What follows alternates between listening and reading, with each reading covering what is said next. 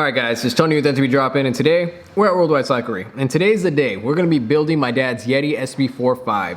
And I'm here with Liam, who's right over there. He's right here is a guy who so kindly gave me some coffee. It's great, you know, this is like super cool cup. We're going to be going over all the parts. We're going to be talking about why we chose the parts. We're just going to give us some cool tips on why we went with those specific parts for this build. You know, stuff like that, stuff pertaining to the build. Just to let you guys know, if you guys want to support the channel, I'm an affiliate with Worldwide Cyclery, so therefore I'm gonna have affiliate links to all the parts that we put on the bike, and that's a way you guys could support what I'm doing here. So if you guys don't know what I'm doing, if you guys haven't seen the channel or are new to the channel, I'm a mental health professional and I'm a mountain bike rider. Basically, this channel is about combining mental health and mountain bike riding to basically produce like healthy living in the lives of individuals, specifically individuals who have suffered from trauma, as what is a focus of mine on this channel, but any disorder, because mountain biking is something that helps all of us in life. I was just talking to Liam, and what did you say earlier, Liam? About, you know, how mountain biking has helped you? Pretty much, if I didn't ride a mountain bike, I want to be a very pleasant person to be around.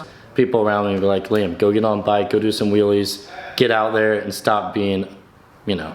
So there you have it, case in point. Mountain biking is very vital to some of our mental health, you know, so, but all joking aside though, we're gonna get to the build right now, so let's get to it. All right guys, so today's the day. We're gonna be building up this guy right here, the Yeti SB 4.5, if you guys don't know. If you have not seen the video from last week, definitely go check it out. Basically brought my father in, he's looking to get into mountain bike riding. He's had some health issues, and he's basically looking to take back control of his health through mountain bike riding. All right, so first of all, we're building a Yeti 4.5. Super capable 29er. It's in the mid-travel range, one of my favorite bikes. We're building this guy up with some GX Eagle parts. Super good. We got Fox factory fork, Fox transfer post. That guy will come out of the box soon. SRAM guide brakes, Renthal cockpit, DT Swiss 1501 wheels, and Maxxis DHF tires. It's gonna be a very good all-around bike.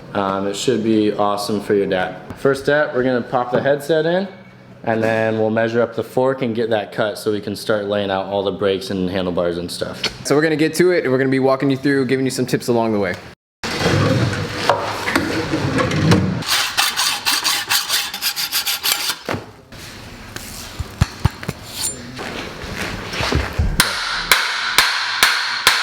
Put in the star nut with this Park Tool beginner star nut installer.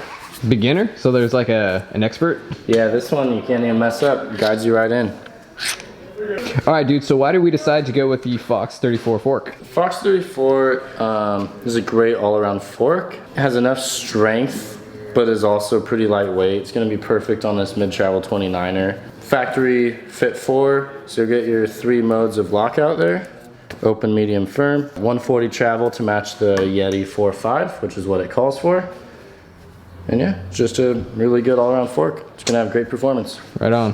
What do you think of RockShox as compared to you know, Fox? They're pretty similar. Some people like one the feel or the other. End of the day, they both make really good forks. And not only that, but every suspension manufacturer is trying to one-up each other, so it's just a war of making better and better and better forks. So if you go with either fork, you're gonna have a great fork. What do you run? Currently, I have Fox Performance Elite on my bike. Okay. So it's actually not Kashima coated, but it has the same internals. So Liam, what do you think of these bars? The Renthals are sturdy. They're good, they look good. Nice and stiff, very moto kind of feel to them. No, what do you mean by that moto feel? Because aren't, you know, what makes a bar feel moto-y? They have less back sweep than a lot of other bars. So I think they have a 7-degree back sweep, whereas Race Face has, I believe, an 8. Some other companies even have a 9 degree. So back sweep's gonna bring it more into your body. Less back sweep will have it flat, kind of feeling like a moto instead of a bicycle. I hear a lot of people comparing these things with like Envy. Like, what do you think in comparison to Envy? Envies have a couple different models. Some of them have more back sweep, some of them have a more similar to this. It really just depends the feel you're after. Until right now, Envy did not make a 35.0, so there's arguability that it wasn't as stiff as a 35.0 bar instead of a 31.8, which is what Envy was making up until just released at Sea Otter. So they compare pretty good with Envy. Envy's made in the US, which no other carbon handlebar that I know of is. The Guide RSC is SRAM's, I guess, second tier brake. They do have the Guide Ultimate that comes with a carbon lever, but personally I like the RSCs for all around use. Compared to the RSC has a contact adjust right here, which makes it, you can set it up how you like it, either more bite, more level pull, less lever pull. And with a good bleed, these guys feel awesome.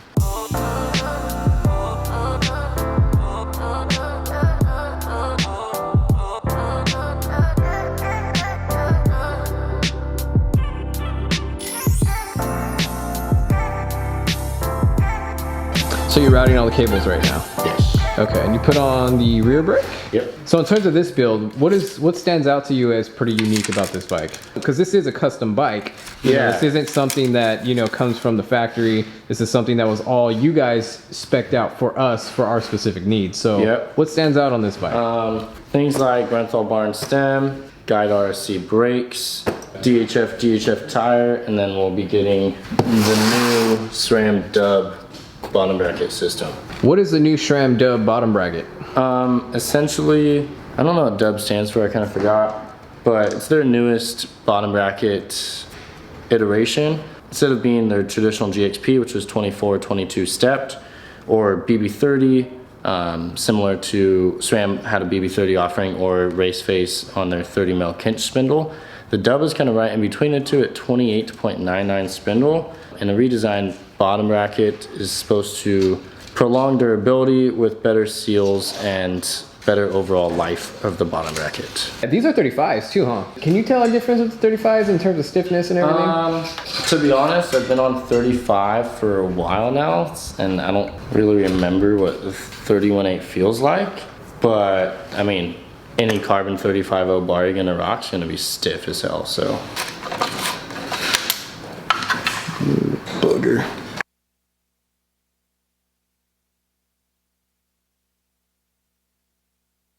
We're putting a GX Eagle. You just put on the derailleur I see right here. So that's something that I usually don't see on the Yeti builds. So is that something that's kind of specific to this bike as well?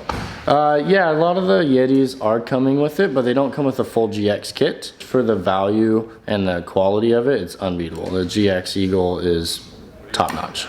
Right on. I just actually got to try out an actual X01 Eagle, or wait, XX1, what's the gold one called? Is that XX. XX1. So I just tried an XX Eagle and I loved it. So I can't wait to compare it to the GX, you know, to kind of see the difference in the feel at least. All right, dude, so what do we got for tires? Tires, we're doing a Maxxis DHF front and rear. 2.5 wide shell on the front, 2.3 in the rear. Should give you a good combination between rolling speed and grip. What kind of sealant are you gonna be using? Orange Seal Endurance Sealant. So I'm using Orange Seal Endurance Sealant. It's pretty much my favorite sealant. Definitely works all the time. Endurance makes it last a long time. And yeah, seals your holes when you get flats. All right, Liam, what are we going for, what do we got on rims? What kind of rims are we using? DT Swiss 1501 wheel set. So it's gonna have a DT Swiss rim. It is slightly asymmetrical, which means the rim is not even. The spokes are more to the the drive side on the front wheel, giving it a more even spoke tension between the disc and the non-disc. We got 240 internals here on this 1501 rim with straight pull spokes. Extremely strong, and 240 internals are probably the most tried and true and what I would say reliable on the market. So when he's talking about the most reliable on the market, if you didn't catch it, he was specifically talking about the hubs. Massive GX Eagle cassette. We got a 1050 on here. It's pretty easy to install. Start tightening it up. And now we're gonna do rotors. So these hubs are actually center lock, which uses a spline system instead of a 6-bolt. Luckily these wheels come with adapters for our 6-bolt rotors. So I'll go on like this. I'll throw that on just nice and snug for now. Get that on there. We're gonna slap this crank in right here. Dub spindle has an adjustment ring on the non-drive. Just gonna thread all the way through and attach to our drive. So with the new dub bottom bracket, these seals are highly improved. Doesn't need a whole lot of grease, just a little on the spindle so it slides through. It comes a little pre-greased, but can never have too much.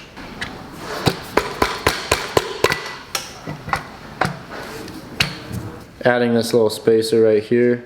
It is stepped, I don't know if you can see that on camera. Make sure the wording, the letters are out. It'll click into the seal here. As it clicks in, and then grab our drive side crank. Start tightening that on.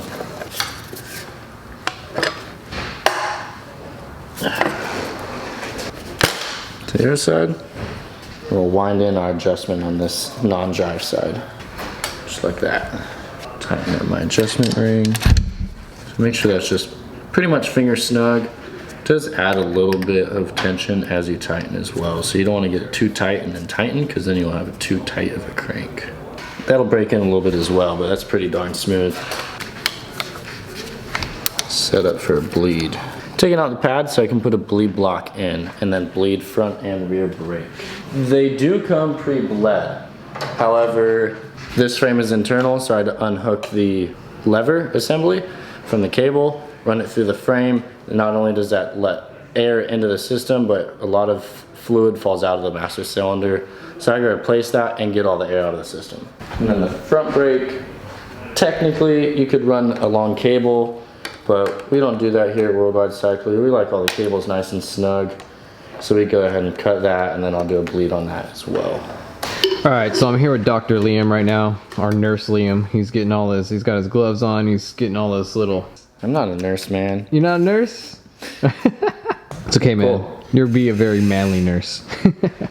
I guess there are guy nurses out there. All right, so we're gonna hook these guys up. The leading edge tool, standard SRAM bleed port. Bleeding edge tool goes on the rear. It's actually really newer system that they came out with in the last couple of years.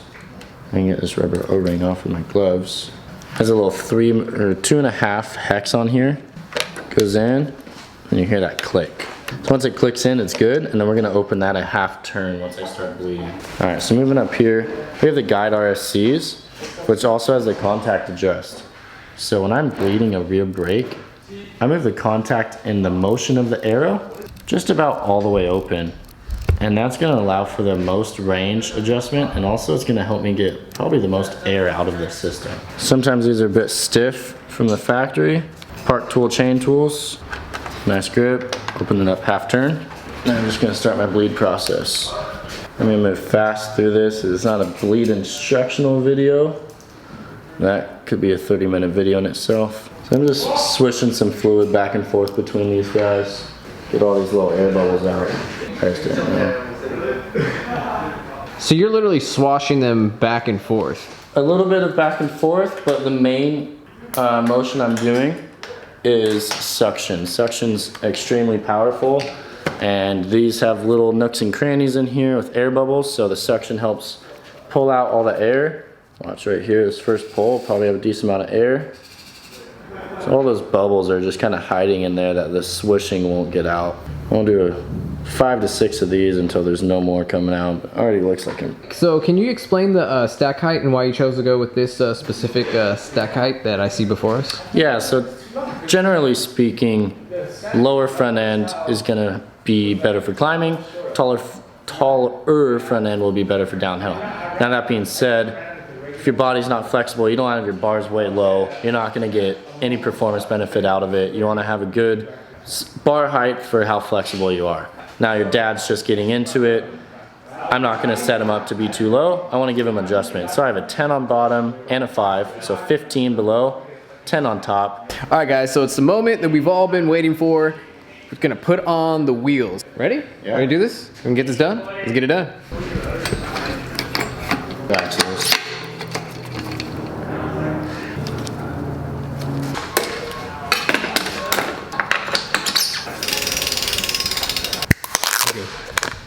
GX Eagle chain.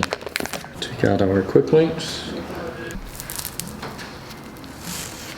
Alright, so first we're going to start by of our high limits. So I'm going to back that off.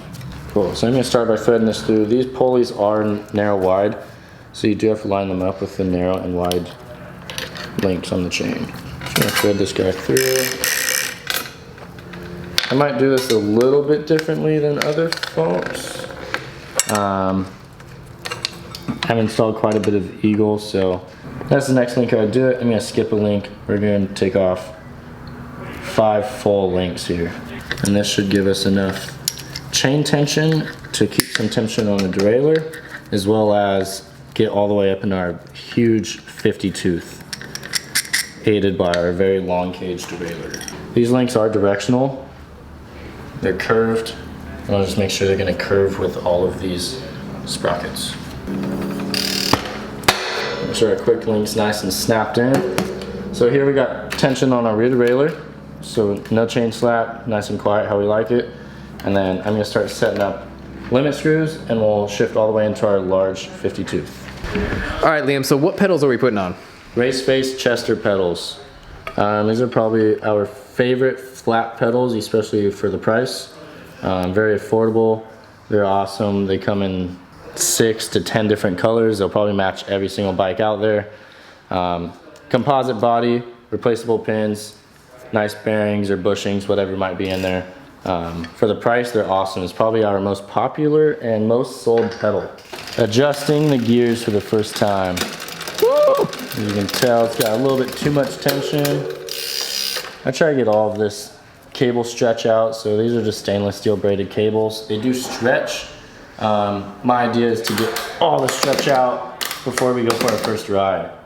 That way, stuff is less likely to come out of adjustment, more likely to stay dialed, which is what we all want. Still got a little too much tension. I can take that off. So let's go set my low limit screw.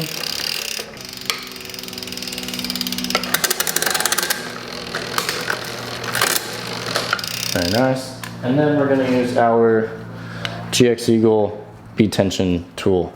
Figuring out B-tension for a normal mechanic isn't too hard, but this makes it extremely easy. I don't have to think about it. No one has to think about it. You just line these guys up, and as we see, we got too much on there. So we're going to back that off until it's just even with that line there. Cool, so now our B-tension set, which is going to give our pulley the correct distance between the cassette and this upper pulley. And as you can tell, we're shifting much nicer now that's closer. There we go.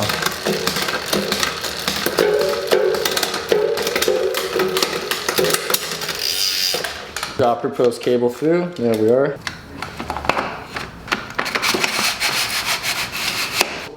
In terms of reliability, would you say that Fox is top notch?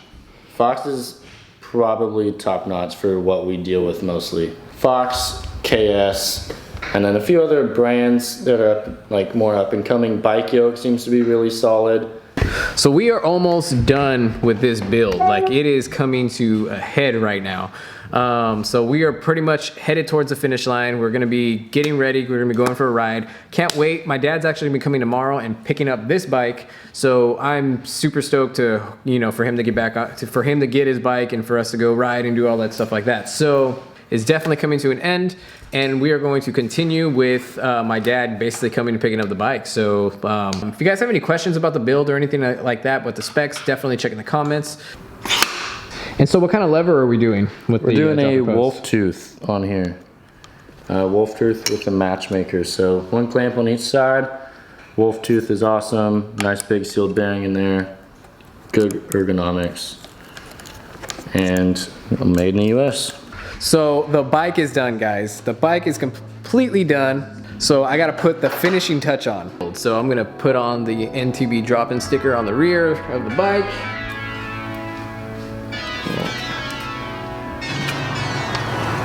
First ride, little brake in, get the brakes bedded in, make sure everything shifts good, nothing's loose, and if I crash, it's not a big deal.